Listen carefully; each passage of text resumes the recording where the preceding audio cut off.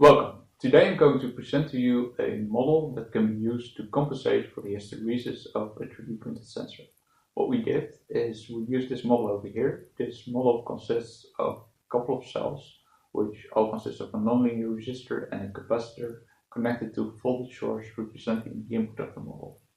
The voltage of these capacitors is coupled to the voltage control voltage source over here, and the total voltage that's created creates a current through another nonlinear resistor and a bias voltage, and this current is the output.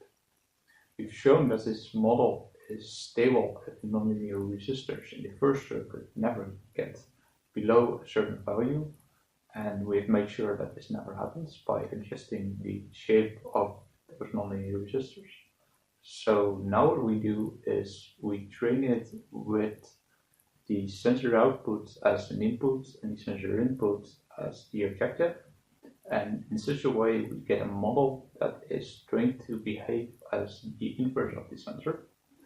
And with this model we can compensate for the hysteresis of the sensor. Then what we have done is we have made a proof of concept with a 3D printed cantilever with strain gauges. We apply deformation to this cantilever with a linear actuator and measure the output of the strain gauges with an encoder which is inside the linear actuator, and we measure both the strain gauges and the linear actuator with the same oscilloscope such that all time raises are perfectly synchronized. We did this for different excitation signals. We did this for both sine, a chirp, an exponential decay, and a noise signal.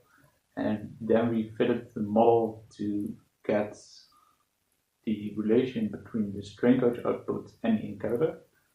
And subsequently we compared the estimate of the model with that of the linear fit.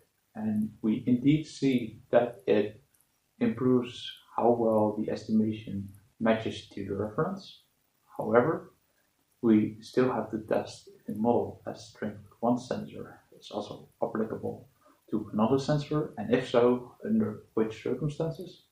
And another point is that the drift of this sensor still is a problem because this can be compensated with this presented method.